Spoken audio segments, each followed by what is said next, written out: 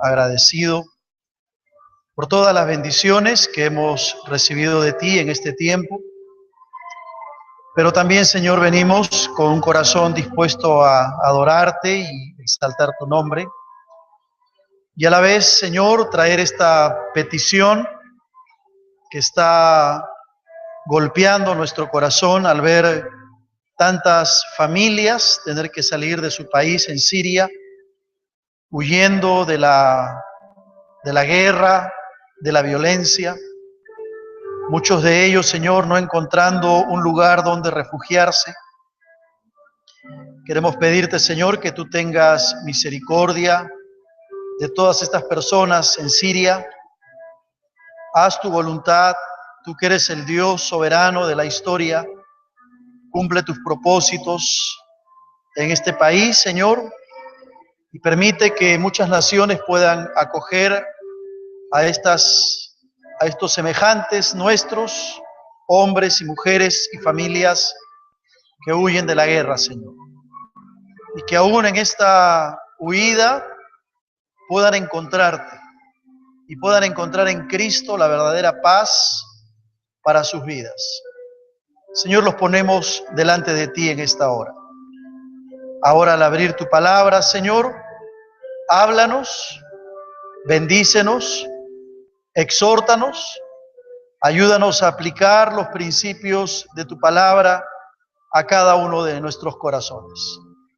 Te lo rogamos con gratitud en el nombre de nuestro Señor Jesucristo. Amén. Amén. Muy buenas tardes, hermanos. Dios les bendiga a cada uno de ustedes.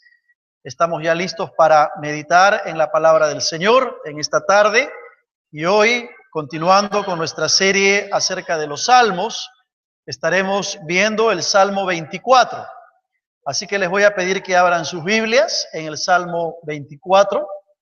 Vamos a meditar en esta porción de la Escritura. Vamos a enfocarnos en lo que la palabra del Señor tiene para cada uno de nosotros. Y vamos a leer entonces el Salmo 24. Tengan sus Biblias abiertas allí y vamos a entrar a ver nuestro texto en esta mañana. El título del mensaje es ¿Cómo debo acercarme a Dios?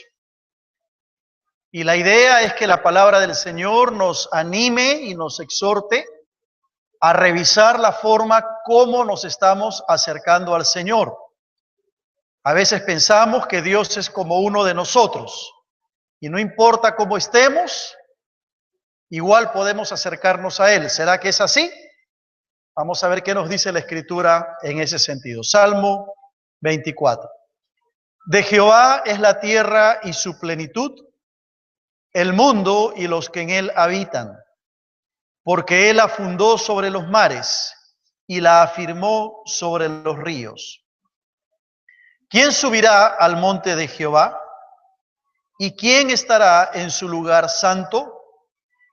El limpio de manos y puro de corazón, el que no ha elevado su alma a cosas vanas, ni jurado con engaño. Él recibirá bendición de Jehová y justicia del Dios de salvación. Tal es la generación de los que le buscan, de los que buscan tu rostro, oh Dios de Jacob. Alzad, oh puertas, vuestras cabezas, y alzaos vosotras, puertas eternas, y entrará el Rey de gloria.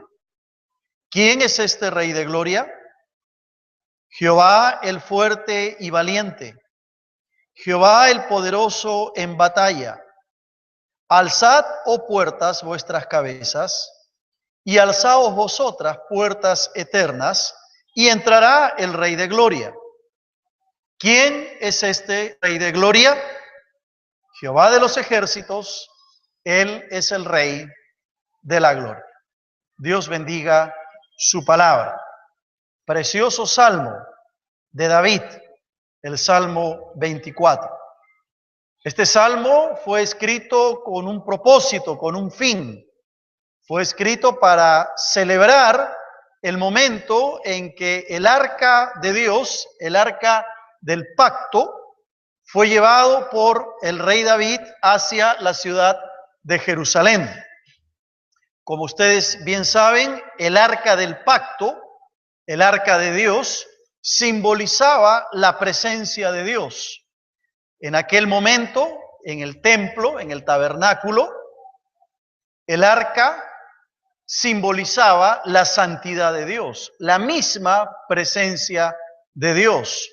Y el Salmo 24 se escribe para conmemorar, para celebrar ese acontecimiento cuando el arca del pacto fue llevado por el rey David hacia la ciudad de Jerusalén. Por eso es que el Salmo 24 se le llama un salmo procesional, porque es una marcha, una especie de procesión, donde el pueblo junto con los sacerdotes van llevando el arca hacia la ciudad de Jerusalén. Es el final de un viaje muy largo que empezó en el monte Sinaí y que va a terminar entonces en el monte de Sión.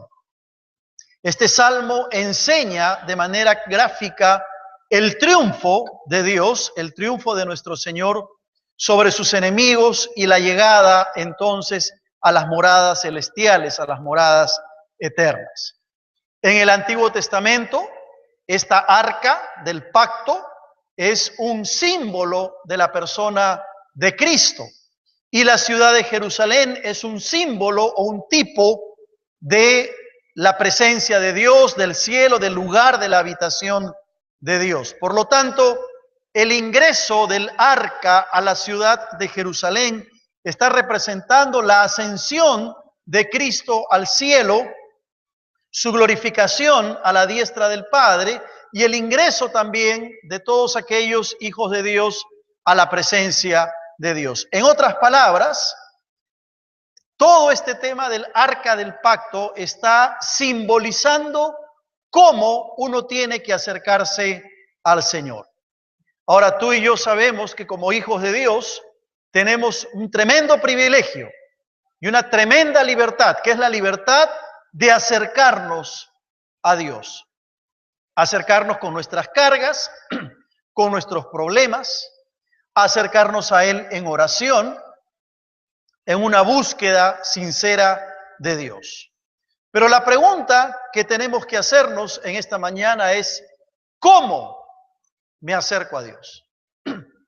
¿En qué circunstancias? ¿De qué manera, como cristiano, como hijo de Dios, debo acercarme al Señor? Y si ustedes miran el Salmo 24, van a encontrar que el Salmo 24 se divide en tres partes. Mírenlo, por favor, ahí lo tienen. El Salmo 24 se divide en tres partes. La primera parte son los versículos 1 y 2, es una división natural. La segunda parte son los versículos del 3 al 6, que es la segunda división natural del texto. Y la tercera parte, los versículos del 7 hasta el 10.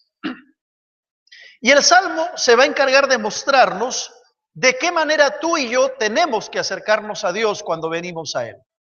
Un gran problema que tenemos los cristianos, un gran drama que muchos cristianos viven, se llama irreverencia.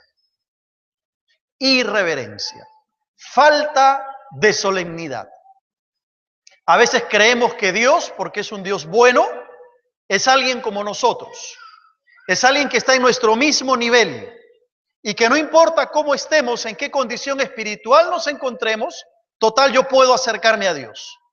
Y pensamos que al margen de nuestra condición espiritual podemos acercarnos a Dios y que Él siempre nos va a escuchar. Y no nos damos cuenta que hemos caído en la irreverencia. El Salmo 24 nos va a enseñar de qué manera tenemos que acercarnos a Dios.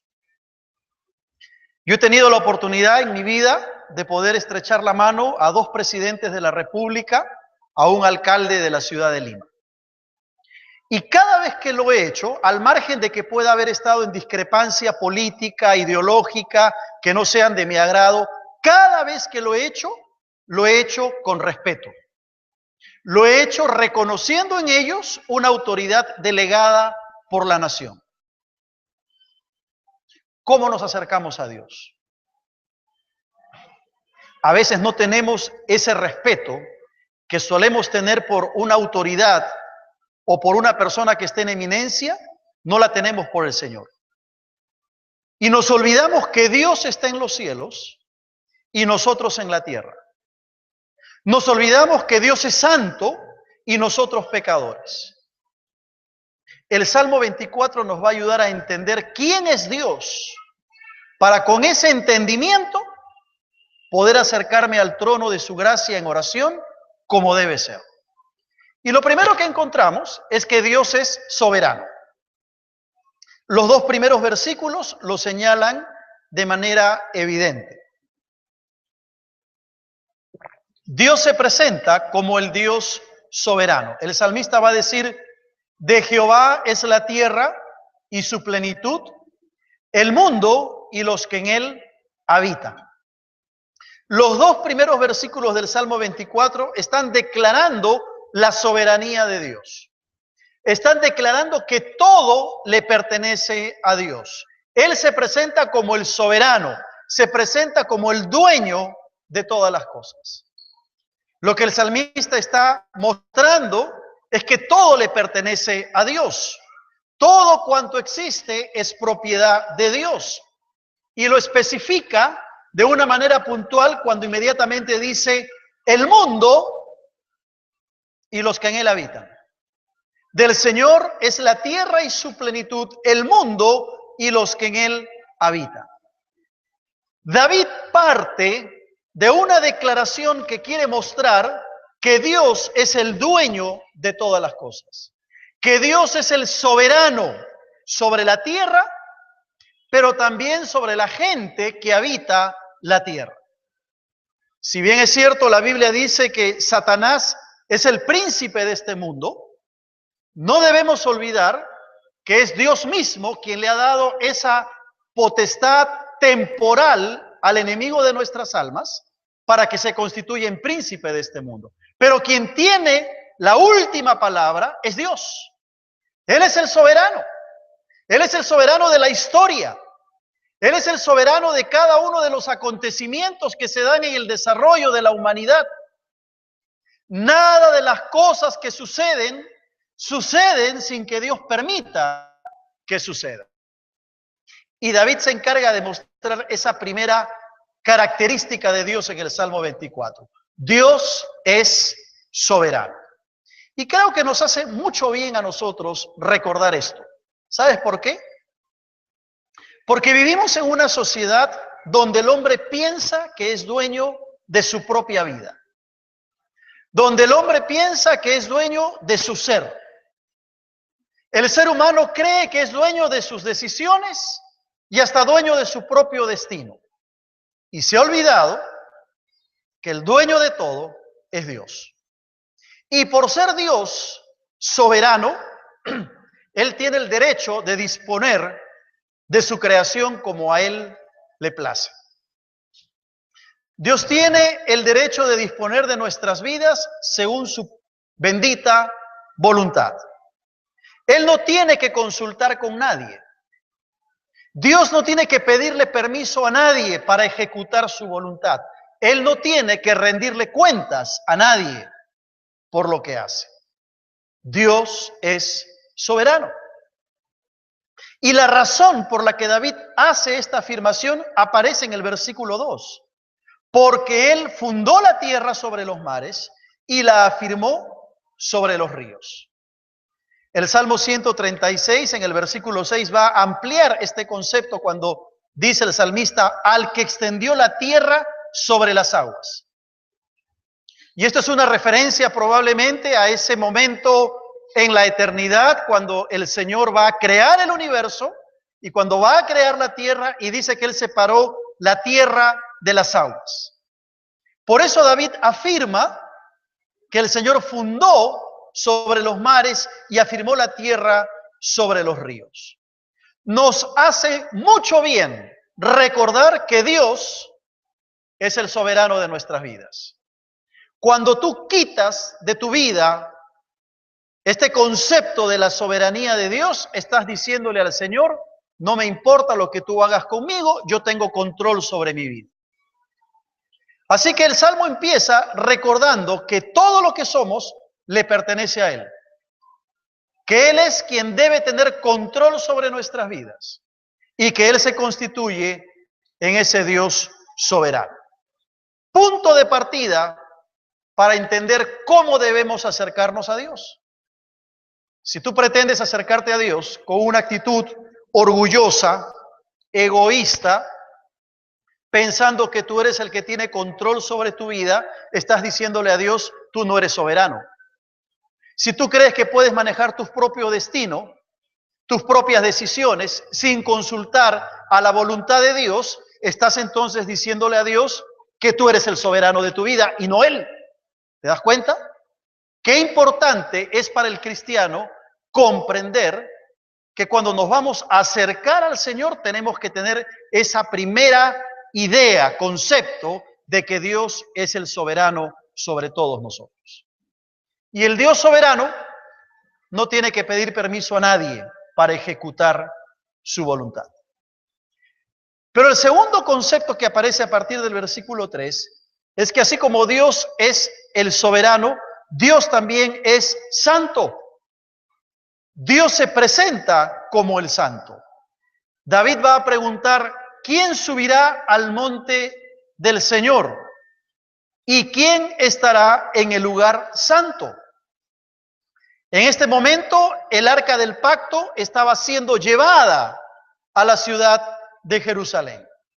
Y la pregunta que David está haciendo es, ¿quién está en condiciones de subir al monte del Señor? ¿Quién está en condiciones espirituales de estar en el lugar santo de Dios? Eso es lo que David está preguntando. Esta pregunta era una pregunta que se hacía urgente en aquella época. Ustedes recordarán que se había producido un incidente la primera vez que el arca iba a ser llevada a Jerusalén. Y segunda de Samuel, capítulo 6, nos narra la historia de un hombre llamado Usa, quien murió por tocar el arca de Dios. Mira por favor segunda de Samuel, capítulo 6, los versículos 6 y 7.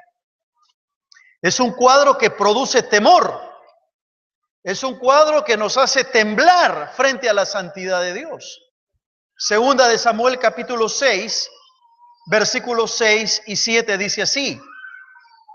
Cuando llegaron a la era de Nacón, Usa extendió su mano al arca de Dios y la sostuvo porque los bueyes tropezaban. Y el furor de Jehová se encendió contra Usa y lo hirió allí Dios por aquella temeridad. Y cayó allí muerto junto al arca de Dios. ¿Qué era lo que había pasado?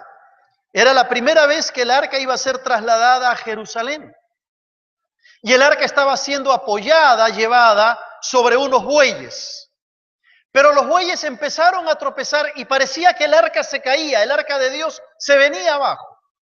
Y Usa no tuvo mejor idea que querer sostener el arca de Dios y agarró el arca de Dios. Y dice la Biblia que por aquella temeridad Usa cayó muerto por haber tocado el arca de Dios. Ahora tú me dirás, pero pastor, esto parece una exageración de parte de Dios. Bueno, este incidente lo que hace es recalcar la santidad de Dios y lo peligroso que resulta acercarse a Dios cuando uno no está bien preparado. ¿Me dejo entender? El incidente de la muerte de Usa nos recuerda que estamos frente a un Dios 3 veces santos. Y lo que David está diciendo en el Salmo 24 es, ¿quién estará en condiciones de presentarse a la presencia de Dios? ¿Quién estará en condiciones de acercarse al Dios santo? Era una pregunta dirigida específicamente a los sacerdotes de aquella época, quienes eran los únicos que podían ingresar al lugar santísimo. ¿Quién puede acercarse a la presencia de Dios? Y la aplicación y la enseñanza para nosotros es muy clara. Si Dios es santo y nosotros vamos a servirle y vamos a acercarnos a la presencia de Dios, entonces las implicancias de la santidad de Dios deben estar en nuestra vida. Y David pasa a expresar 4 áreas prácticas cuando hablamos de la santidad en nuestras vidas. Lo primero que él va a decir, respondiendo esta pregunta, ¿quién estará en el lugar santo? Va a decir, el limpio de manos. Y lo primero que David está enseñando es que para acercarse a un Dios santo hay que hacerlo con las manos limpias. Y aquí las manos son una representación de todo el cuerpo. David está usando una figura literaria, una figura poética, para referirse a todo aquello que contamina el cuerpo. Cuando se habla de las manos, de la limpieza de las manos, está hablando de una limpieza ante los ojos de los hombres. Ustedes recordarán que los sacerdotes, para entrar a ofrecer sacrificio, antes tenían que acercarse al lavacro y en el lavacro lavarse las manos. No podían entrar con manos sucias delante de la presencia de Dios. Había que hacerlo con manos limpias, con manos santas. Y lo que David está diciendo en el Salmo 24 es que el que quiera acercarse a la santidad de Dios, a la presencia de Dios, deberá hacerlo con manos limpias. ¿Cómo están nuestras manos? ¿Estamos ganando el pan honestamente? ¿Estamos usando nuestras manos para servir al Señor? ¿Estamos usando estas manos para abrir la palabra de Dios? Hay todo un lenguaje poético figurado en el Salmo 24. Tiene que ver con toda la expresión de la vida. Pero lo segundo que dice el Salmo es no solamente el limpio de manos, sino añade el puro de corazón. Pureza de corazón. Y todos sabemos que el corazón es la fuente de la vida. Pero así como el corazón es la fuente de la vida, el corazón también es la raíz de todo pecado. Sobre toda cosa guardada, guarda tu corazón. Engañoso y perverso es el corazón más que todas las cosas, dice la Biblia. Si nosotros cuidamos la fuente de nuestra vida, que es el corazón, estaremos en condiciones de tener victoria sobre el pecado. Y por eso David dice, ¿quién subirá al monte del Señor? ¿Quién estará en su lugar santo? El limpio de manos y puro de corazón. Y si las manos tienen que ver con la limpieza ante los ojos de los hombres, el corazón tiene que ver con la limpieza ante los ojos de Dios. Y nuestra tarea es no permitir que nuestro corazón se convierta en un corazón impuro. Tenemos la tarea de cuidar el corazón y no permitir impurezas que no nos permitan acercarnos a Dios de la manera correcta. ¿Cómo están tus manos? ¿Cómo está tu corazón? Y el corazón tiene que ver con la mente, ¿verdad? El corazón tiene que ver con los patrones mentales que vamos creando en cada uno de nosotros. Nuestros estilos de vida, nuestras costumbres, todo eso tiene que ver con el corazón. Pregúntate si eres una persona, un creyente de corazón puro, de manos limpias. Pero lo tercero que dice en el versículo 4, la segunda parte, el que no ha elevado su alma a cosas vanas. Y esto tiene que ver específicamente con la integridad. Con la integridad. Una integridad que se expresa en la adoración exclusiva a Dios. El que no ha elevado su alma a banalidades, a cosas vanas. Y las cosas vanas que se mencionan aquí en el versículo 4 tienen que ver con la idolatría. O sea, lo que el salmista está diciendo, el que se va a presentar delante del Señor tiene que ser alguien que no está practicando la idolatría. Ahora, en el pueblo judío, en aquella época, tú recordarás que los judíos querían parecerse a las naciones paganas, a las naciones vecinas. Y las naciones vecinas tenían por costumbre levantar ídolos y caer en la idolatría. Entonces, parte del pueblo judío había empezado a caer en la idolatría. Esto era algo que venía de tiempo atrás. Entonces, cuando David dice, el que quiere entrar al lugar santo, tiene que ser alguien que no ha elevado su corazón a la idolatría, que ha decidido exclusivamente adorar a Dios y que lo expresa a través de una vida de integridad. Ahora tú me dirás, pero pastor, yo no soy idólatra. Yo no he caído en la adoración a imágenes ni a ídolos. Puede ser. Pero hoy en día vivimos versiones contemporáneas de la idolatría. Puede ser que estés idolatrando tu casa, o tu auto, o a tu novio, o a tu novia, o a tus hijos, o al esposo, o a la esposa. Hoy en día hay muchas cosas vanas, vanidades de la vida, que pueden expresarse en el materialismo, que pueden expresarse incluso en las diversiones.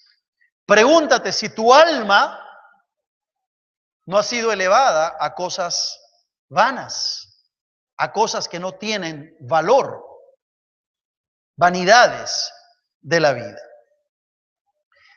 Y lo cuarto que menciona David tiene que ver con el hablar bien. Él dice, el subirá al monte del Señor, estará en su lugar santo, el que no ha jurado con engaño.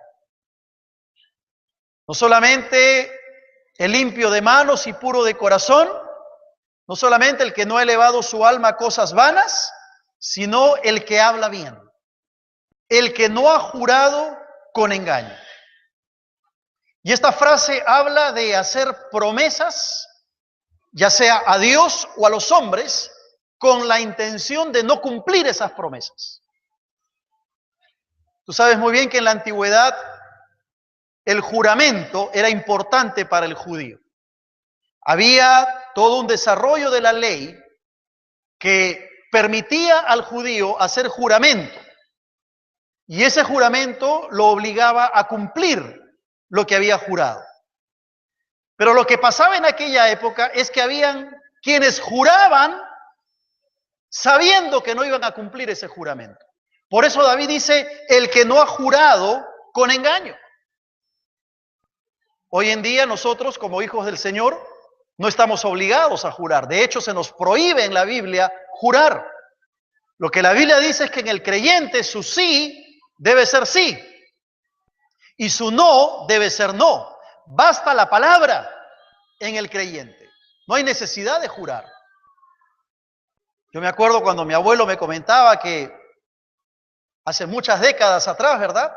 No había necesidad ni de firmar contratos en el país. No había necesidad de acuerdos escritos. Bastaba con la palabra y eso era suficiente. ¿Por qué David dice el que quiere entrar al lugar santo, entre otras cosas, no debe jurar con engaño? Porque el judío había albergado en su corazón la intención de no cumplir aquello que había prometido. Y esto tiene que ver con nuestro hablar, tema que tocamos la semana pasada ampliamente cuando vimos el Salmo 12. ¿Cómo es nuestro hablar?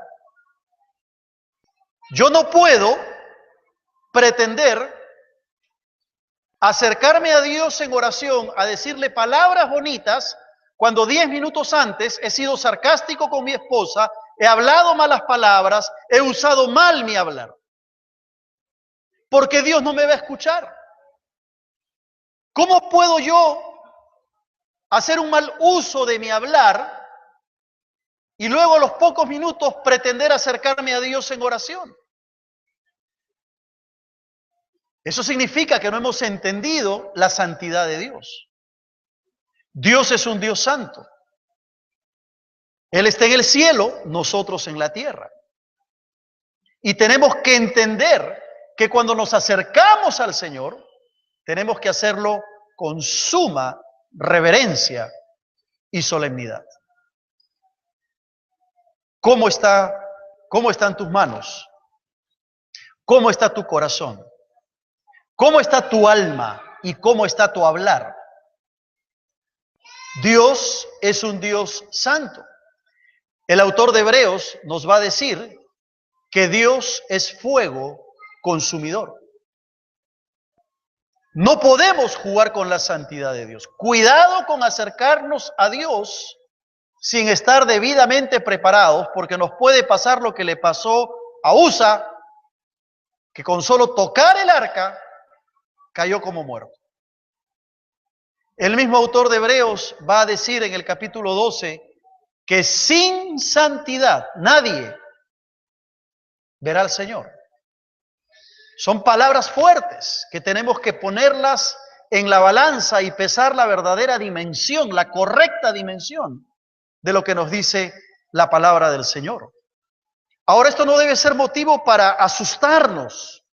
Esto no debe ser motivo para vivir atemorizados. Entonces no me puedo acercar a Dios. No, porque mira, inmediatamente hay promesas en el Salmo para aquellos que cuidan el corazón. Y la primera promesa que encontramos es la bendición del Señor. El versículo 5 va a decir, Él recibirá bendición. Está diciendo que aquel que se acerca al Señor de manera correcta va a recibir bendición. Ahora, yo quiero explicar aquí lo que significa bendición. Porque casi siempre nosotros cuando hablamos de la bendición de Dios, pensamos en salud física, pensamos en que no tenemos problemas económicos, pensamos en que no tenemos problemas en la casa, que todo nos va bien. Y claro, cuando estamos sanos, cuando tenemos plata en el bolsillo, decimos, Dios me está bendiciendo. Pero en el contexto del Salmo 24, la bendición no es salud, la bendición no es dinero, la bendición no significa que las cosas nos van bien. Lo que está diciendo David es que la bendición es el privilegio de vivir en comunión con Dios. A esa bendición se refiere. Cuando dice, Él recibirá bendición del Señor, está refiriéndose al privilegio, a la bendición de vivir en comunión con Dios y de disfrutar de su presencia cada día.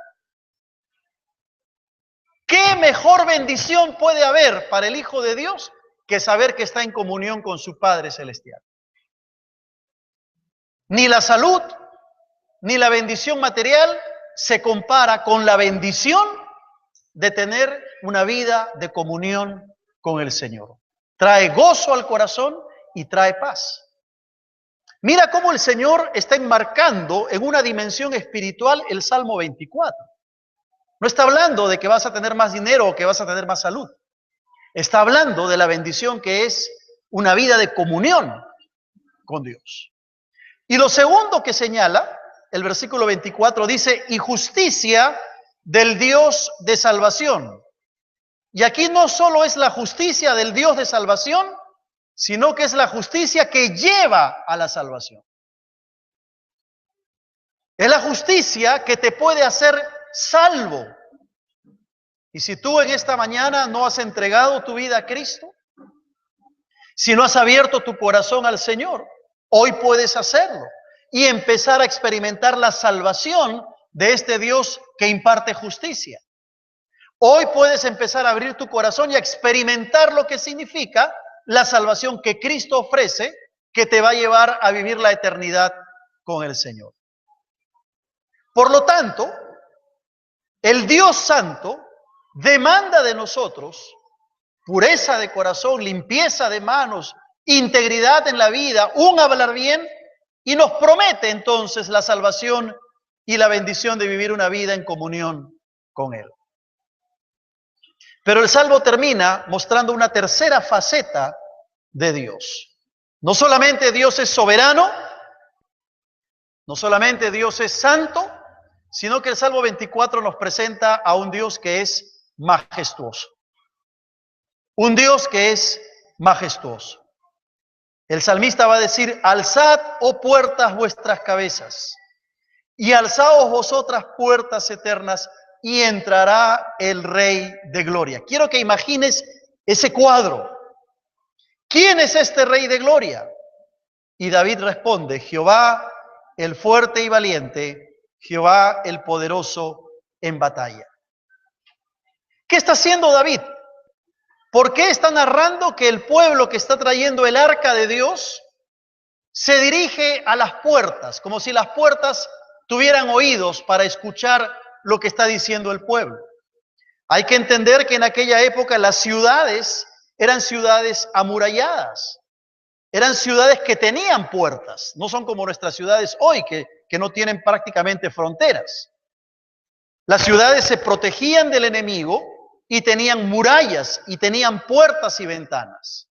Entonces el cuadro es aquí de ese momento tremendo en que el arca se está acercando a la ciudad de Jerusalén, y entonces toda esa marcha procesional que viene trayendo el arca se detiene a las puertas de la ciudad de Jerusalén, y todos como un coro exclaman: alzad, oh puertas, vuestras cabezas, y alzaos vosotras puertas eternas. Es decir, de manera poética, el pueblo está diciéndole a los guardias de la ciudad de Jerusalén: levanten las puertas, que ha llegado el arca del Señor. Es un cuadro hermoso, porque la manera como se presenta a Dios al entrar a la ciudad de Jerusalén es como el Rey de la Gloria. Y de manera poética David dice: ¿quién es este Rey de Gloria? Está clarificando, especificando que ese Dios simbolizado en su presencia en el arca es el Rey de la Gloria, es el majestuoso, no solamente el soberano, no solamente el santo, sino sobre todo el Dios en toda su majestuosidad.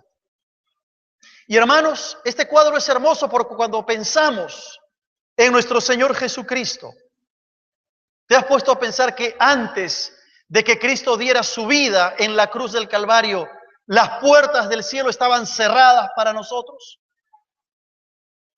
Pero con el sacrificio de Cristo, hoy las puertas del cielo están abiertas para nosotros. Tenemos acceso al Padre.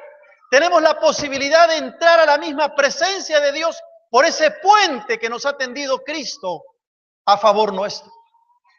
Ese es el cuadro majestuoso del Salmo 24. La llegada del arca de Dios a la ciudad de Jerusalén marcaba el fin de un largo viaje del pueblo de Israel que había empezado en el monte Sinaí tiempo atrás, cuando la gloria del Señor reposó en el tabernáculo. Pero ese Rey de Gloria es descrito de tres maneras: como el fuerte, el valiente y el todopoderoso. Fuerte y valiente son términos del idioma hebreo que tienen que ver con el campo de lo militar, tienen que ver en el contexto de ser un soldado del ejército. Y esa palabra traducida como valiente se emplea en la siguiente línea cuando el salmista dice: Jehová el poderoso en batalla. Pero a la luz del Antiguo Testamento, Jehová no solamente es el poderoso, sino que es el todopoderoso. Aquel que tiene todo el poder para presentarse triunfante, fuerte, valiente y todopoderoso. Esta es la manera tremenda como David describe al Señor. Y llama la atención que el versículo 9 y 10 es una repetición de los versículos 7 y 8. ¿Y sabes por qué? Porque el rey David quiere producir un efecto dramático en el ingreso a la ciudad de Jerusalén. Dios se presenta como el soberano en este salmo. Se presenta como el santo. y se presenta como el majestuoso. Hay una descripción maravillosa de cómo tenemos que acercarnos a este Dios. Y la pregunta para nosotros es justamente esa: ¿cómo te estás acercando al Señor? Hablamos mucho del amor de Dios y de la bondad de Dios. Y a veces nos ha hecho daño hablar mucho del amor y la bondad de Dios. ¿Sabes por qué? Porque creemos que Dios es como uno de nosotros. Y hemos caído en la falta de reverencia. El amor de Dios y la bondad de Dios van acompañados de la soberanía de Dios, de la santidad de Dios y de la majestuosidad de Dios. Y no podemos acercarnos a Dios sin la debida solemnidad cuando venimos a Él. Acercarnos a Dios es un privilegio. No toda la gente tiene ese privilegio. Tú que conoces a Cristo, tienes el privilegio de acercarte a Dios. El Señor Jesucristo, por su muerte en la cruz, ha hecho posible que tú y yo podamos tener acceso a nuestro Padre Celestial. Pero ¿sabes qué? Junto con ser un privilegio es una responsabilidad. Una tremenda responsabilidad la forma como tú y yo nos acercamos a Dios. Termino. 3 aspectos de Dios: soberanía, santidad y majestuosidad. ¿Cómo te estás acercando al Señor? ¿Con manos limpias? ¿Con un corazón puro? ¿Con un carácter íntegro? ¿Con un hablar que transmite esa santidad de Dios? Cuidado con jugar con el Señor. Cuidado con acercarnos a Él irreverentemente, porque daremos cuentas delante de Dios de la forma como venimos a Él. Cuando venimos en oración al Señor, ya sea en tu casa, en el culto, en la célula, cuando vienes al Señor en oración, ¿cómo lo haces? ¿Cómo está tu vida? ¿Examinas tu vida antes? ¿Te evalúas cómo estás? ¿Pides perdón antes de acercarte al Señor? Que el Señor nos ayude a comprender la dimensión tremenda de lo que significa venir al monte del Señor, de lo que significa estar en su lugar santo. Y que la gracia de Dios y su misericordia nos permita siempre ser recibidos por el Señor cuando entremos en su presencia. Amén. Vamos a orar.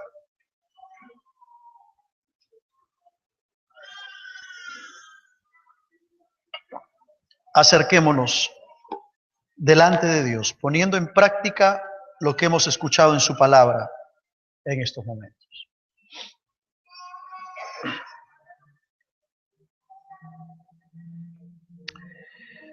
Señor, queremos venir delante de ti con reverencia,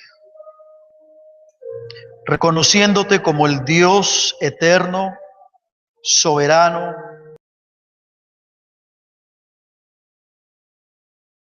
Vamos a acercarnos a Él. ¿Será que es así?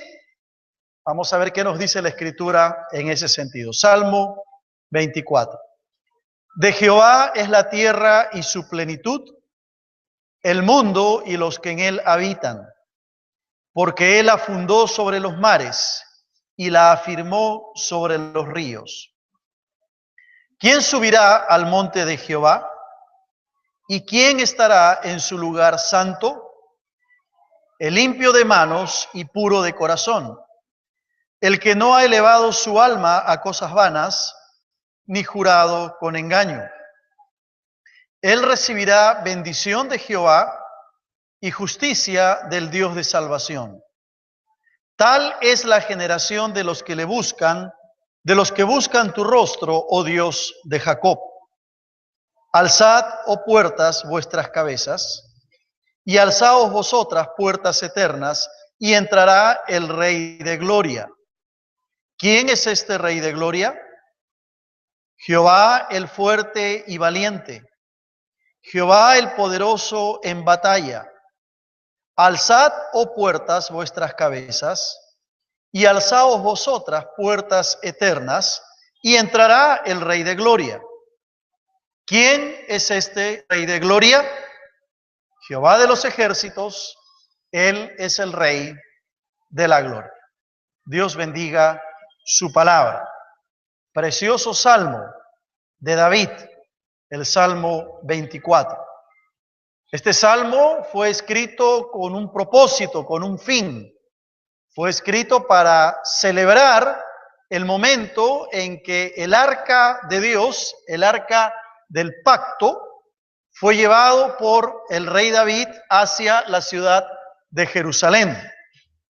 Como ustedes bien saben, el arca del pacto, a estos semejantes nuestros, hombres y mujeres y familias que huyen de la guerra, Señor, y que aún en esta huida puedan encontrarte y puedan encontrar en Cristo la verdadera paz para sus vidas. Señor, los ponemos delante de ti en esta hora. Ahora, al abrir tu palabra, Señor, háblanos, bendícenos, exhórtanos, ayúdanos a aplicar los principios de tu palabra a cada uno de nuestros corazones. Te lo rogamos con gratitud en el nombre de nuestro Señor Jesucristo. Amén. Amén. Muy buenas tardes, hermanos. Dios les bendiga a cada uno de ustedes. Estamos ya listos para meditar en la palabra del Señor en esta tarde y hoy, continuando con nuestra serie acerca de los salmos, estaremos viendo el Salmo 24. Así que les voy a pedir que abran sus Biblias en el Salmo 24. Vamos a meditar en esta porción de la Escritura. Vamos a enfocarnos en lo que la palabra del Señor tiene para cada uno de nosotros. Y vamos a leer entonces el Salmo 24. Tengan sus Biblias abiertas allí y vamos a entrar a ver nuestro texto en esta mañana. El título del mensaje es ¿Cómo debo acercarme a Dios? Y la idea es que la palabra del Señor nos anime y nos exhorte a revisar la forma como nos estamos acercando al Señor.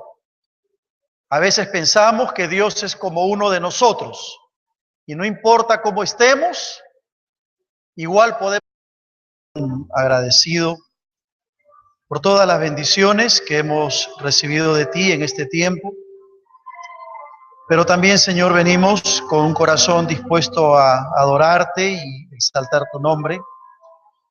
Y a la vez, Señor, traer esta petición que está golpeando nuestro corazón al ver tantas familias tener que salir de su país en Siria, huyendo de la guerra, de la violencia. Muchos de ellos, Señor, no encontrando un lugar donde refugiarse. Queremos pedirte, Señor, que tú tengas misericordia de todas estas personas en Siria. Haz tu voluntad, tú que eres el Dios soberano de la historia. Cumple tus propósitos en este país, Señor, y permite que muchas naciones puedan acoger